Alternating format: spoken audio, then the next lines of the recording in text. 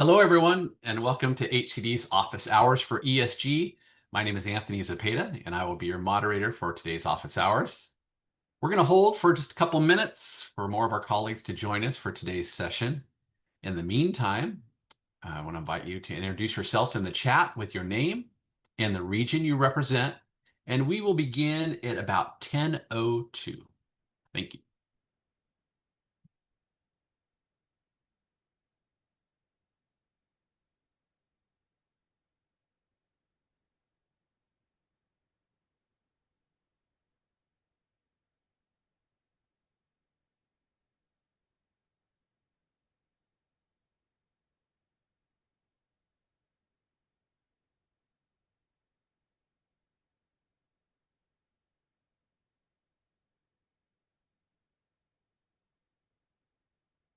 For those of you who are just joining, we're giving it about another minute to let more attendees jump online. In the meantime, please introduce yourself with your name and the region you represent in the chat, and we will start in 1 minute.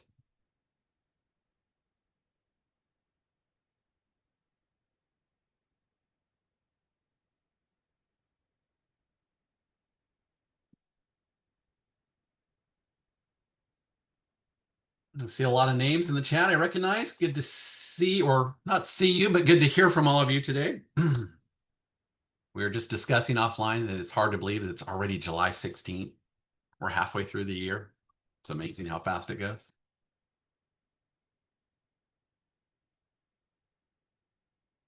Okay, I think we're ready to get started. Again, welcome to this week's Office Hours for ESG. My name is Anthony Zepeda, and I'm going to be your moderator for today. If you're just joining us, please join with everyone else and go to the chat and introduce yourself with your name and the region you represent. As a reminder, this office hours session is being recorded for public record. And just a quick, logistical note. Today I'm presenting the slides, but I'm also hosting the slide deck, so I have to keep looking over to my left. I'm not going to be looking at the camera as much as I usually do. And with that, let's go to the next slide.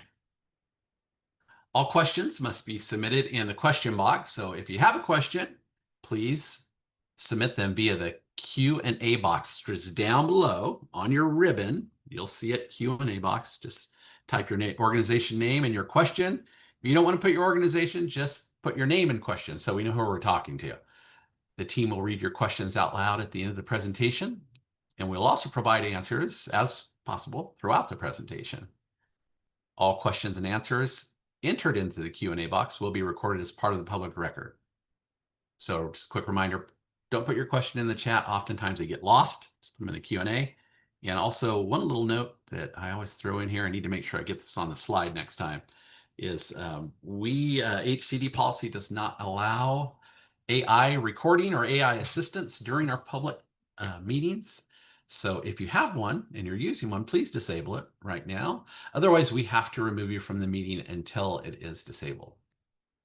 Next slide here. So both the slides and the recording will be sent to all participants within approximately 2 weeks of this event. And now we'll go ahead and jump into the updates. Got a lot of updates for you today.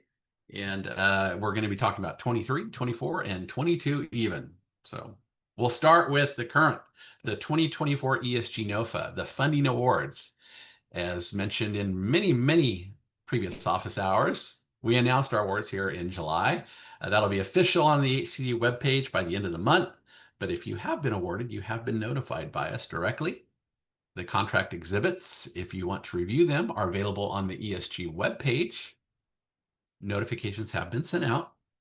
And standard agreements, which the contract exhibits I mentioned, those make up the standard agreement. Those are being developed right now. Some of you have already received them. They're reviewing them. Others, you will receive them shortly. We're putting those together. We'll send those out for you to review and to sign. And let's see, next slide here. A little more on that for the 2024 ESG Awards. So as mentioned, the standard agreements, or a contract, another way of saying it, but we call it standard agreements here at HCD. They're being developed and will be sent out to the awardees. One quick note here. This is something we run into every year, and we want to give you a heads up because it causes so many headaches for our grantees. If you're awarded and you've got the notification and you're excited and you're waiting for that standard agreement and you remember, oh, I need to update the goals, or oh, we made a change to our budget since then based on local circumstances. Don't make any changes to the goals or your budget in eCivis until the standard agreement has been signed and executed. If you do it before the standard agreement is signed and executed, we're back to square one. It starts the whole process over and takes forever to get approved. So if you've been awarded, sit tight. Wait for that standard agreement. We'll get it to you, sign it, get it executed. Then we can work together and make any changes that you might have. Related to that, annual performance reporting. Now we're in 22-23. In that 2024 standard agreement that you will be receiving soon, if you've been awarded, there is a whole page that says your agency will abide by this contract and provide annual reporting on this contract. So the same applies to previous awardees. For the 2022 and 2023 contracts, annual performance reporting period, the workbooks were due. When was that? Monday? Tuesday. They were due yesterday. We've got about 50% in. We need those in as part of your contractual requirements. Please submit those today by close of business. If you have not, if you have questions or need assistance, please reach out to us. We'll be happy to help. This is a standard procedure with ESG. Every year, grantees are required, both for federal reasons and also for HCD state reasons, to report on expenditures in this contract. So in that contract, whichever reporting period it was for. So this isn't anything new. We do it every year. It's required. So next year, we're going to be sending you the same emails in the following year. So if you need assistance, just let us know. But we do need to have those in. Not receiving those on time is going to hold up just about everything. We can't process RFFs. If you have those submitted, we can't do amendments, which we're going to talk about today, or budget revisions. So please get those submitted ASAP. And continuing on 2023 grant updates, the performance milestone reminders, and these are also in your contracts, so these dates. The expenditure deadline for your 2023 contracts is approximately a month away, August 18th, 2025. What that means is August 18th, 2025 is the last day that you can expend ESG funds for your 2023 contract. So you have to have all your spending done in approximately a month. The final RFF, where you're requesting reimbursements for those final expenditures, will be due in mid-September. We don't have an exact drop-down date, but just in your mind, kind of think along, September 15th, that's going to be right in that neighborhood. But that's when your final RFF, your final request for reimbursement, if you want to get paid for that contract, you have to have that in by mid-September. On a related note, if you're one of those grantees who already spent all of your funds, great, that's fantastic. Reach out to your grant representative or the NOFA inbox for a certificate of completion and further instructions. Because once you complete that certificate of completion, you kind of just sit back and then wait to hear from us, and then we will contact you about the final steps. All right. Speaking of those final RFFs, have a few RFF updates as we're getting a ton of them now coming in as we get closer to the deadline, and we will get just a crush of them as we get closer to the deadline, as people are trying to get all their money spent and their reimbursements in so they can get paid. And so a couple of reminders and a couple of helpful hints for you to get reimbursed and paid quickly and get these processed quickly. When you submit the RFF form, there's several components to it. You've got your supporting documentation, you've got your DER, detailed expense report, which is an Excel form, and then you have the actual RFF as it's outlined, how you spent your money, and you sign it, you certify it, and then we sign that when we process it. So here's some reminders. When you submit the RFF form, the one that is signed, submit that in a PDF format, preferably separately from these other 3 items. But if you bulk them all into one scan, we understand, but we do have to then pull those out ourselves. So we have to print them as separate documents, and it takes a little extra time. For the DER, please submit that in an Excel format. You can still include it in a PDF, but submit that in an Excel format. It's much easier and faster to track when we can see the line items as they line up to the supporting documentation in eCivis and the RFF. We're comparing all these, they all have to match. And so please submit the DIR in an Excel format. We also ask for your supporting documentation. I realize it's difficult. You all wear a lot of hats, and most of you use subcontractors, and the subcontractors just dump everything in a file and send it to you, and then you just move that to us. But we ask and request, and we're really going to be on this for 2024. Organize and label your supporting documentation so that whoever's reviewing your RFF supporting documentation, it might be 150, 200 page file, client file, that's pretty standard. Make it easy on whoever's reviewing it. They don't have to be a detective to find out, okay, there's the line item. Now, which of these, 100, 200 pages is lining up with this? Organize and label your supporting documentation. For instance, rapid rehousing supporting documentation. Just put a header on top of that, a one-page header, and then a separator for emergency housing documentation. Then we can just go to it and look at it. In another best practice, it's even highlighted to illustrate that we would like you to highlight the line items that you are calling out for supporting documentation. This is for not the first RFF, but subsequent RFFs, 2, 3, 4, 5. So for those, you choose 2 line items per component and you submit supporting documentation. Please highlight those line items so we can just quickly say, okay, they want payroll supporting documentation, look at payroll supporting, done. And it's that quick, as opposed to us seeing that and then going through a line after line after line. Oh, there it is on page 63. So I know I'm rambling a bit, but this, if you submitted RFS and you work with them directly with us back and forth, that this is, the process and how tough it can be. This will help you along. And this will make it go smoother and faster in terms of processing the RFS for payments. One last note on your RFS. For indirect costs, this is another one. We send back so many RFS for corrections for indirect costs. So just a couple highlights here that will help you in terms of best practices.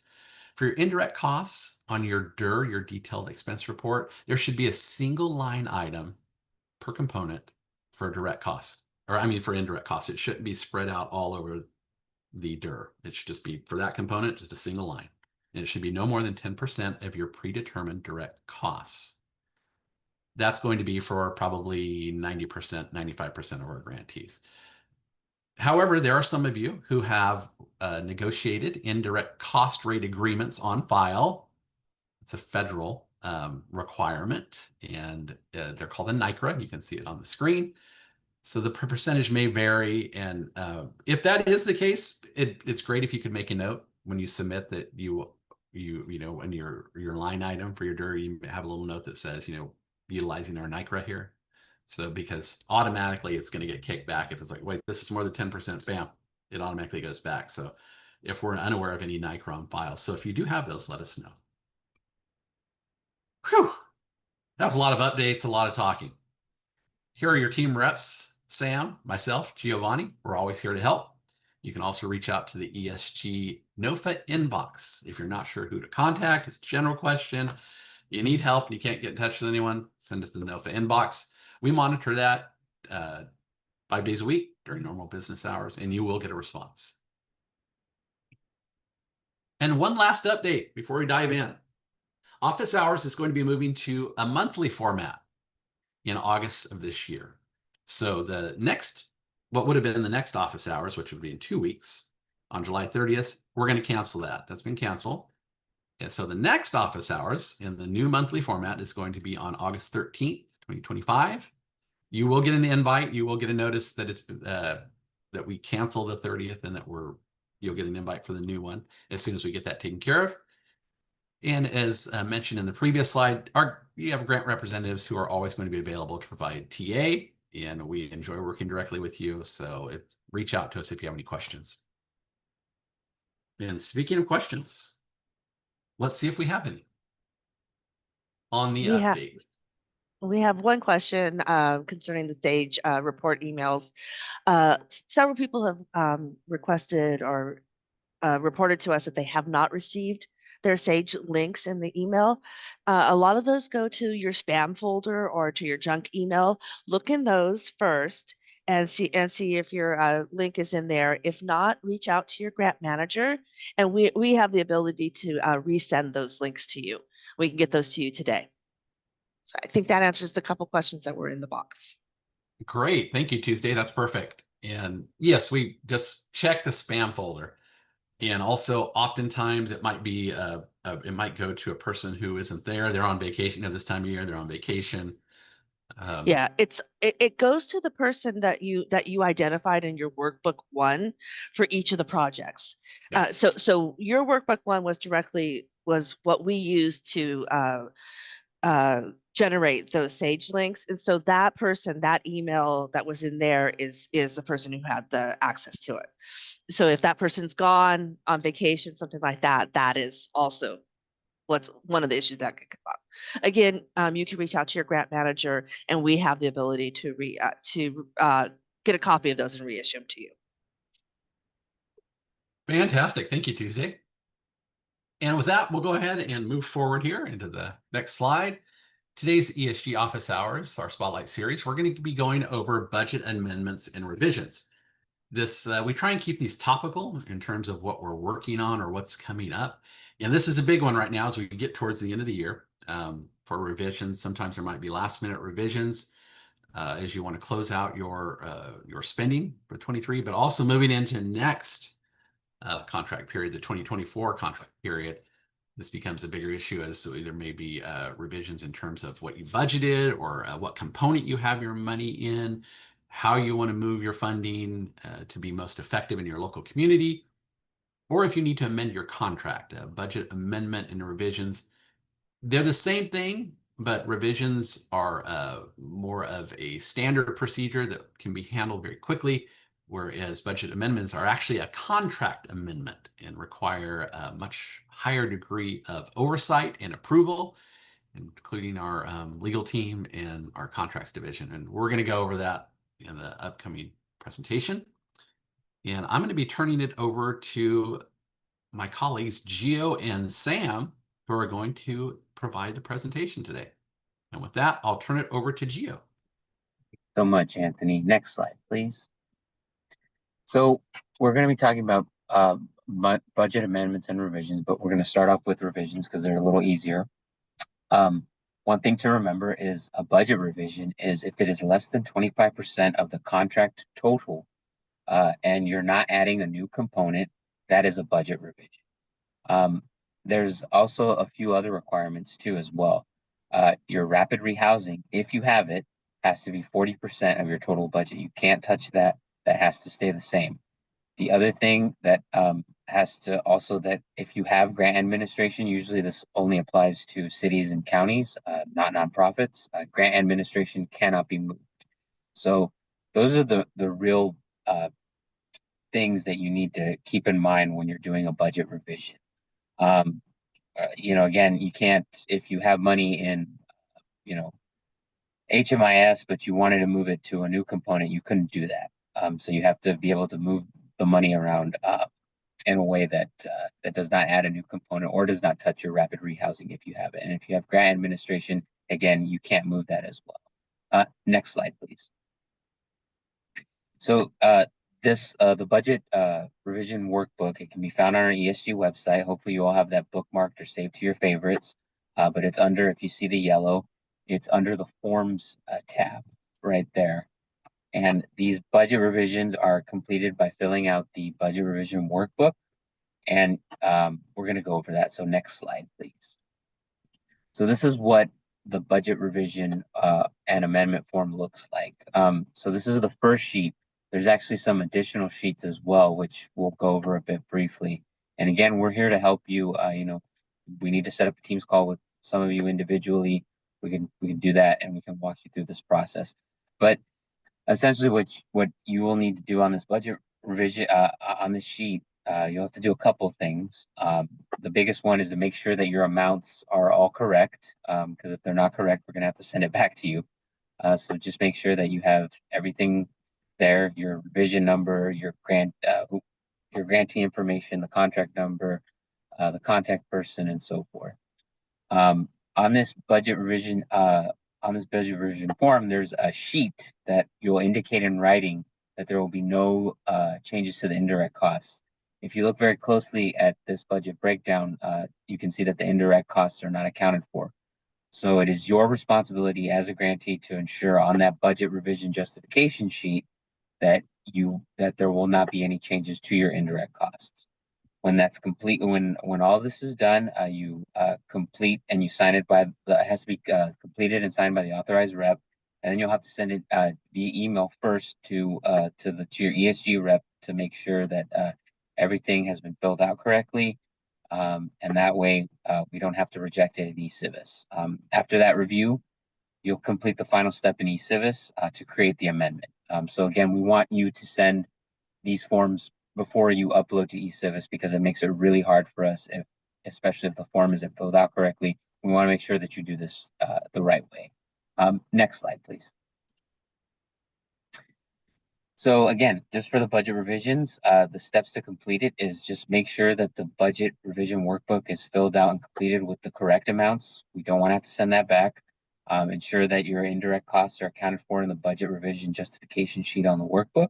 You send the signed PDF version to the rep prior to the ESG rep prior to your submission in eCivis via email. And then after that, you will submit it in eCivis and you will make changes in the budget that also include the indirect costs. And for that amendment too, there's some really good directions in our eCivis external manual, and we'll send you that as well. And again, if you need help, we need to do a Teams call, we can walk you through it. The platform is a little different for grantees and for us.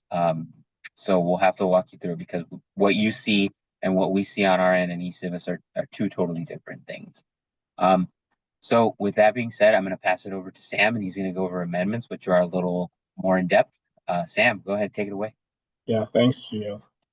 So for amendments, it follows the same process as revisions, the same paperwork, but it's for changes that are greater than 25% of the total budget. Some things to keep in mind are if the contract has rapid rehousing, it must stay at 40%, or it can be greater than 40%. And depending on which solicitation you're in, adding activity is allowed. And for amendments to keep in mind that it is a longer timetable because we have to go through program, legal, contracts, and it gets routed back to you for signing. Next slide, please. Right. And these are just overall similarities between them. Again, rapid rehousing must be 40% or greater of the total budget. Grant admin can't be moved around.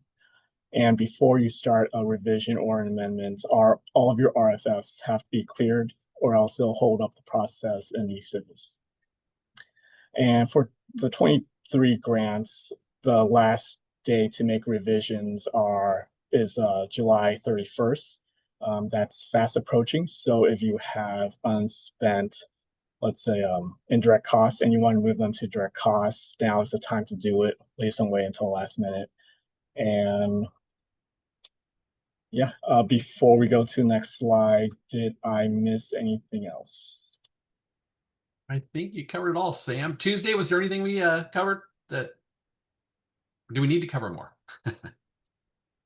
I think that the only thing I would add is that at this time you should be looking at what you've spent and make sure that what your budget is matches what you have spent. And if you need to do a revision or an amendment to better match what you've actually spent, this is the time to look at it, not in a month when everything is due.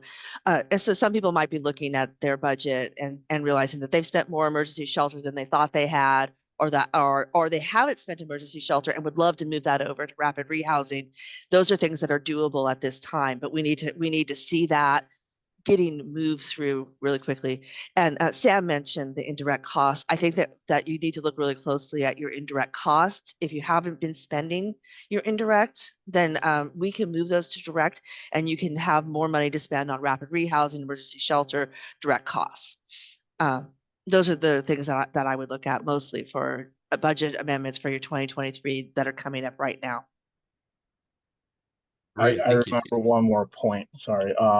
When you're moving money around, like, let's say between rapid rehousing and street outreach, make sure that the ending amount for each activity is a whole dollar to avoid administrative headaches further down the line. That's a great point, Sam. Yeah. All right. Well, just very short, sweet office hours today, just covering the basics of budget amendments and revisions. Just to summarize, for those of you who are new to these, revisions a very informal process. You can just go online to the ESG webpage, fill out the form, make sure it's all filled out correctly. You can submit it to us for review prior to submitting it officially. You can reach out to your rep. We can go over it with you.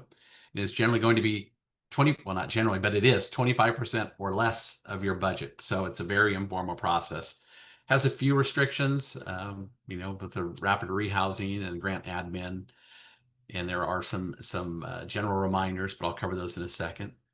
The amendments are a much more formal process. It's a contract amendment, not necessarily just a budget amendment. It's a contract amendment. It requires a lot of approval here. Just like your contract, we have legal looking at it. We have contracts looking at it. We have our program team looking at it. They all have to approve it before it can be approved. So it can take a little bit longer. And if you start one, make sure to, this is a little trick of eCivis. If you start a amendment in eCivis, either do it that day or delete it. Because if you don't, it can kind of create a feedback loop in eCivis where we can't get an amendment put through for you because eCivis is saying there's still one pending. You can't put a new one in. This is pending. So I think you meant to say if you're starting a RFF, if you're starting to do a financial, if you're trying to do a financial report in eCivis, if you start a draft, it actually will pull the money. It kind of like virtually pulls the money out of your pocketbook while you're sitting there getting everything together to process.